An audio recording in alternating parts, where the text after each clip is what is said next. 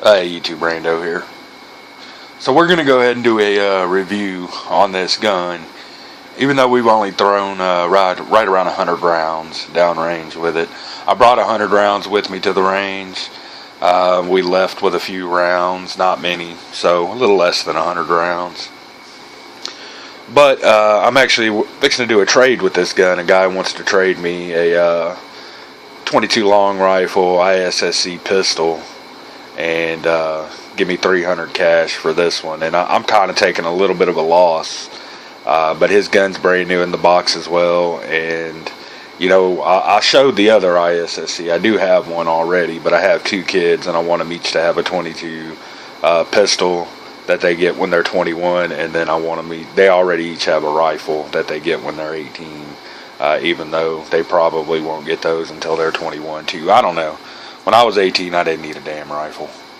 You know, I didn't do any hunting or anything when I was that young, and they don't either anymore. Living out here, you know, we live in the city, so not a whole lot of hunting going on. But I do want them to each have their own little 22 pistol. So I'm going to do the trade, I'm sure. And I think I'm going to be losing like $50 on the deal after I worked it out. Then my SSCs aren't cheap like they were anymore. They're getting up there in price for some reason. But this is the Rossi M92 lever action rifle. It's chambered in a 357 mag, 38 special, cost right around $5 to $5.50, depending on where you pick it up. If you pick it up on Buds, you're going to pay a little under $5, but then you're going to pay a $25 FFL plus shipping, insurance, all that crap. So it ends up being a little over $5. 10+1 capacity. You can get this chambered in other rounds as well. It's 44 mag, 44 long Colt, and hell, what's the other one? 4440. You can get a 24-inch barrel. You can get it with blue. You can get it blued with case hardened, which is my favorite. And then blue and brass, which looks decent, and then the stainless steel, which I love stainless steel guns. I just like that case hardened look, what they do at Rossi. This is the walnut stock. Not sure what other stocks it comes with. I will say this, I love the fact that the stock don't have the little diamonds cut in it on the, you know, the stock itself. I hate when they do that. They did that to that Chiappa Double Badger, and it just makes it look awful. It makes it look like an old just an old pellet gun, you know. I just don't like that look. I like a nice flat look, so I like what they did with this one. And I am going to get this gun again, but I'm going to get a bootlegger. I want one of the real short ones. I think it's like a 16-inch barrel or something like that. That's what I wanted when I bought this one, but they didn't have it in stock, so I ended up with this one. Weight on it's 6.5 pounds, not super light. It's kind of heavy. It is a smaller, shorter gun though. And the stock is a lot shorter than most rifles as well. It's a cool gun. Fit and finish is okay for a rifle, you know, that's right around half the cost of a Henry. Those Henry big bores are quite expensive, so this one's about half the cost. You're getting about half the quality. But it did come extremely dirty out of the box. I'll say that. It's a Rossi. When you get it, it's going to be filthy. You're going to want to tear it down, clean it out. I like to take guns straight out of the box, take them to the range, and see how they perform.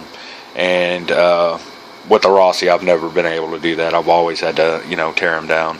Kind of like that AR-12 we just did. I had to rip it apart, and man, on the inside, it was super nasty. Another thing is, like I was saying, the fit and finish. You're looking at a Rossi. I mean, it's not going to be the quality of a Henry, and it scratches really easy. The wood scratches really easy, and you can see, or I don't know if it's coming in, it already had a little bit of wear right there. That's where the light's shining, so it's not picking it up very well, but there's a little bit of wear on it already, just from coming in and out of the safe, man.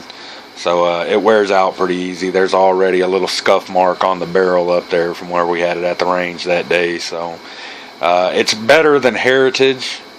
I'll say that. Like the Heritage guns, you may as well buy a box of black markers with it when you buy it, because you're gonna have all kinds of scratches all over them things.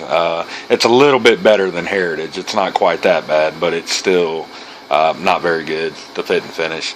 Smooth action and a lot of fun to shoot. I love these cowboy action guns. It just, I don't know. I would prefer to take something like this to the range over my AR or AK or whatever. I just like older style guns, not necessarily an older gun. I want modern technology in my gun, but I like the style, you know what I mean? So, I don't know. It's just real fun to shoot. I think out of, we'll say 90 rounds, because I know I ran at least 90 rounds through it. Out of 90 rounds, we had one failure to feed, and I think it was operator error. You know, for some reason, when you go to cock this gun, it slings the shell straight back. So you instantly want to like cock the gun to the side a little bit when you go to cock it and sling the shell out. And this gun, when it's not straight up and down, it's not going to feed right. It lays the bullet off to the side or something. I don't know what it does. I didn't really look down in there to see, but it happened. I was cycling it when I first got it. I just making sure it was cycling right, and I cocked it sideways a little bit, just a little bit off to the side, and I did it a couple times, and it failed to feed both times. So I know it was my fault on the failure to feed, but man, you got to cock your head sideways a little bit when you cock this thing, because it slings it straight back, and it just like passes right by your face.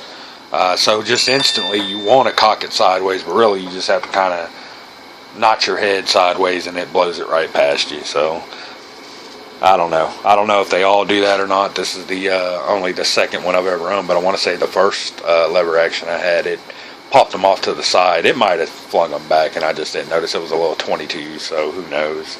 I probably did get smacked a couple times with shells and just don't remember, but whatever. It's a cool gun to shoot, fun gun to shoot. We're going to get another one. Like I said, I just want a smaller version, and I like that big loop thing they do on it with the bootleggers, so that's what we're going to go with. And I would like to find a bootlegger in 410, 45 long is what I'm going to be looking for. But if I have to go with another caliber, we're going to go with the 38 Special 357 mag, because I really do like this one. It's nice, smooth action, great gun to shoot. That's going to be it for this one. Thanks for watching, YouTube.